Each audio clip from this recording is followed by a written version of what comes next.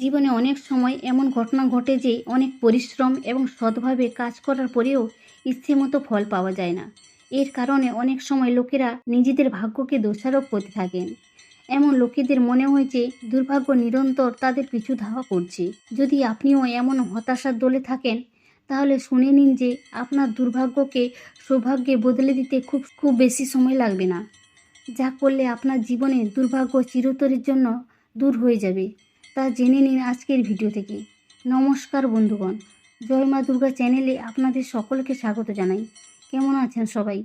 আশা করি আপনারা সবাই ঈশ্বরের কৃপায় ভালো আছেন। প্রথমে আমাদের জানতে হবে দুর্ভাগ্য কেন আসে। যখন কুণ্ডলীর মহাদশা অন্তর্দশা খুব খারাপ চলে, তখন একদম কাজ বিগড়ে যায়। প্রমোশন হওয়ার কথা সত্ত্বেও তা কোনো কারণে আটকে যায়। তখন বুঝে যাবেন যে দুর্ভাগ্য আপনার পিছু ধাওয়া করছে। আমরা জীবনে অনেকবার দুর্ভাগ্যকে নিজেই নিমন্ত্রণ দিয়ে থাকি। কুণ্ডলিতে সঠিক গ্রহ মহাদশা অন্তর্দশা হওয়ার পরেও আমরা তার বিপরীত কার্য করি। সব সময় গ্রহের সম্পর্কিত দান পুজো পাঠ করতে থাকুন। যারা অপরাধ করেন, বাজে আচরণের সঙ্গে যুক্ত, তাদের সঙ্গে মিশবেন না। এই ধরনের বদ অভ্যাস যারা করেন, তাদের কাছ থেকে দূরে থাকুন। আপনার কোনো গুরু বা কুলদেবী দেবতার স্মরণে থাকুন, তাহলে দুর্ভাগ্য আপনার কাছ থেকে দূরে থাকবে। ভুল খাওয়া দাওয়া, ভুল অভ্যাস সৌভাগ্যকে দুর্ভাগ্যের পথে চালিত করে। আপনি কোনো অপরাধী বন্ধুর বাড়িতে খাওয়া দাওয়া করলে এতে আপনার ব্যবহারের ভেতরে পরিবর্তন আসা শুরু হয়।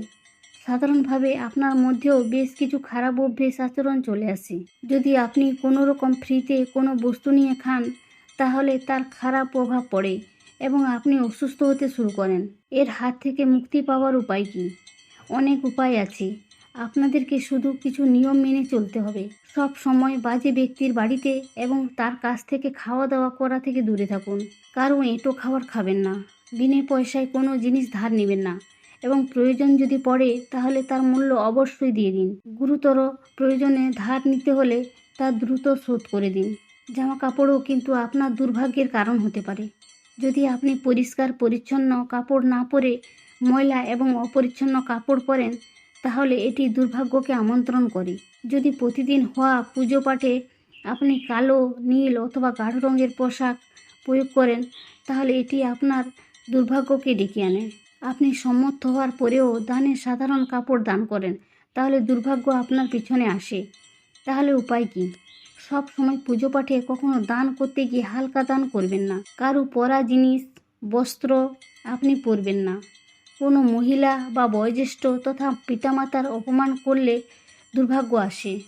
কোনো মহিলাকে অপমান করা বা তিরস্কার করা উচিত নয়।